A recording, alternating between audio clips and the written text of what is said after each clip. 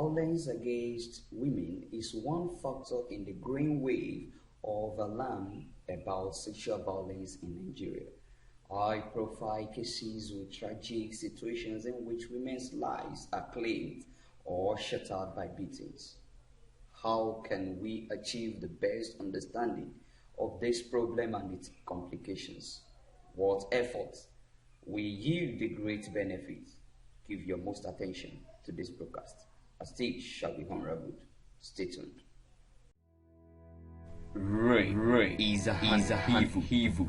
Don't devil your society. Say no to rape. What should be regarded as rape? Well, the term rape is a crime under the law.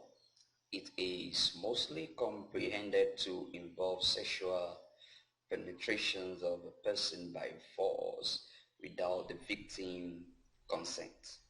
To be candid, rape is a grave wrong. Rape is committed overwhelmingly by male, usually against the opposite gender. You said usually against female. How do you mean? Please elucidate. Alright, in a concise explanation, the feminine gender is not the only victim of the menace. Sometimes rape is committed forcefully against other men, both young and adults. It's just that the female case is rampant and always loud. Well, let me dot it there. Why? I'm really gaining something from this information. And I believe viewers dare too. I have to be very conscious of myself, not to be viewed as being biased or subjective. Okay. Good. Proceeding in our discourse, how do we understand the notion of consent in the crime? Okay. Typically, at least partially, the understanding of rape, socially as well as legally, is based on the notion of consent. Most laws also include force as requirement. Often it is being stated that to consent to something is to reverse a prima facie supposition about what may and may not be done. Do you know that there exists a standing presumption that a person does not have access to make use of another person's personal information, property, or other kinds of his or personal domain, inasmuch as one's body is part of one's belongings? This standing presumption makes it clear or lucid that rape could be understood on the notion of consent. Thank you. But assuming for the period that in sexual encounters, rape exists where consent is lacking, what counts as consent? Good question. To start with, consent alters the structure of rights and obligations between two or more parties. For example, in marriage, the man and the woman now as a union has certain things, certain rights rather, among which is the right to touch the woman. I believe that is well fathomed.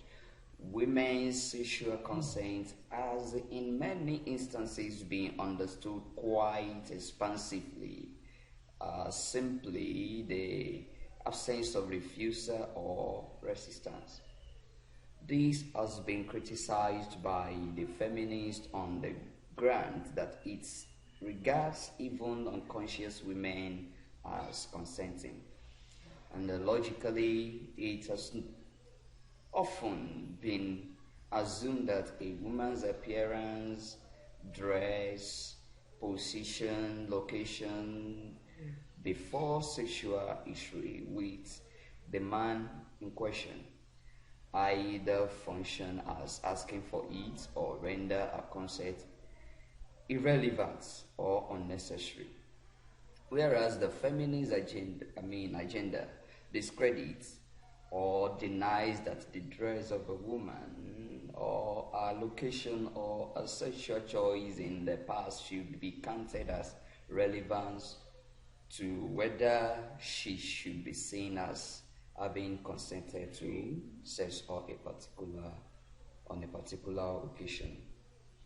Someone stated that consent in general may be understood as either attitudinal or performative.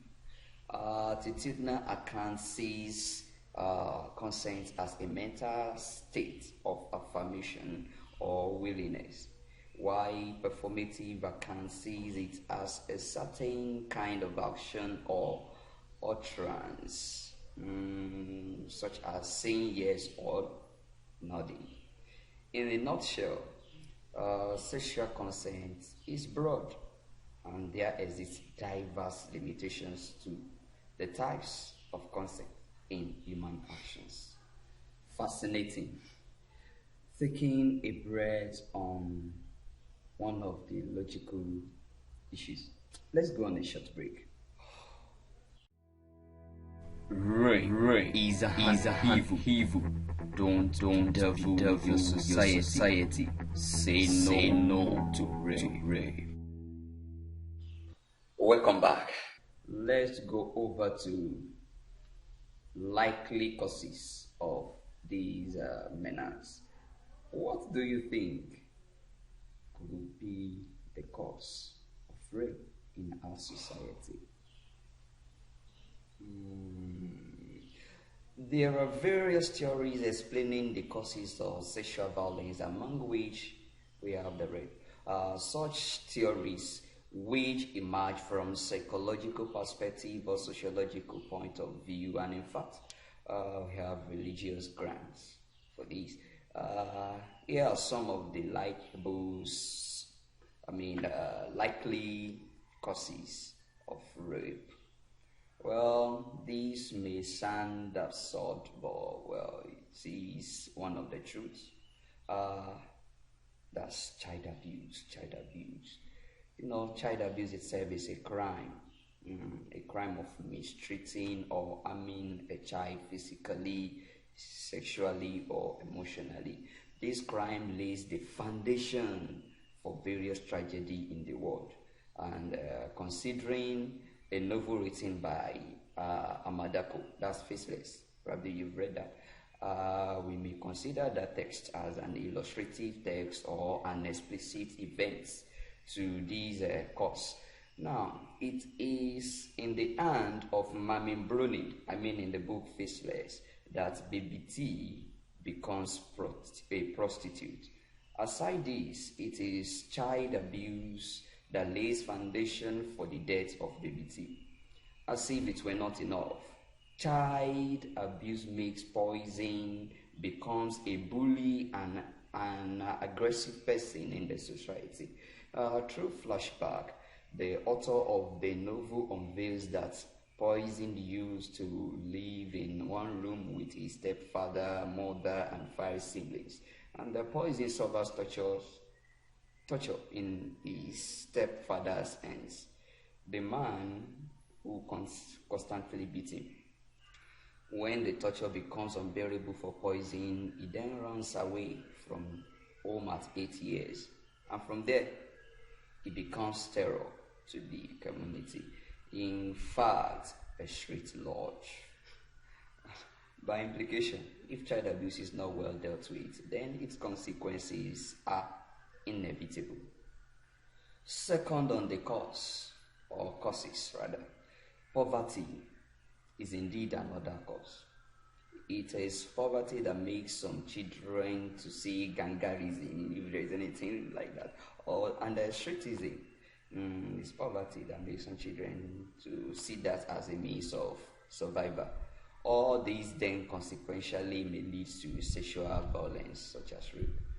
And thirdly, parental responsibility is another likely vital cause. Many children today suffer psychological defeat in the streets, and then end up in devilish acts as a result of lack or inadequate proper caring, or even mental focus, and then abandonment. But from the religious context, the main cause of this menace is that how many people know God.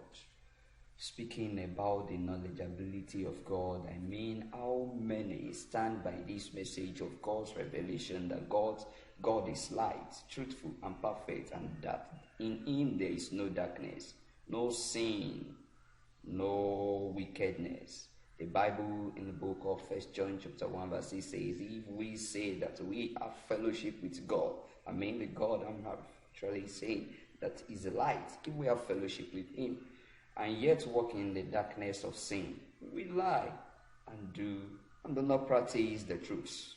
The same book of the Bible, 1 John chapter 2 from verse 15 to 16 says, do not love the word of sin that opposes God and His precepts, nor the things that are in the world. If anyone loves the world, the love of the Father is not in him.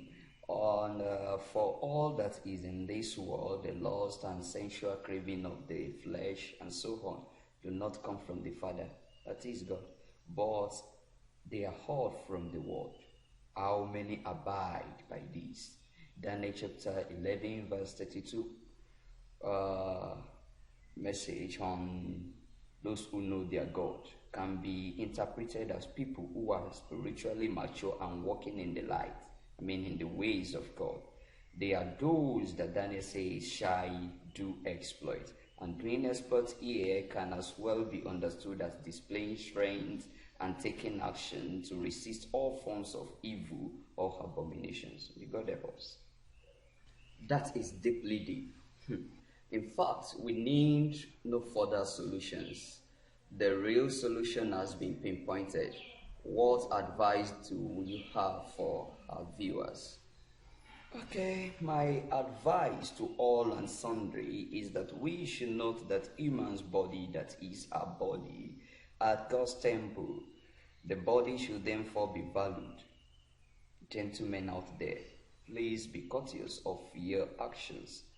Precious lasses and women over there, you also need to exercise caution in terms of dressing, social interactions with the opposite gender.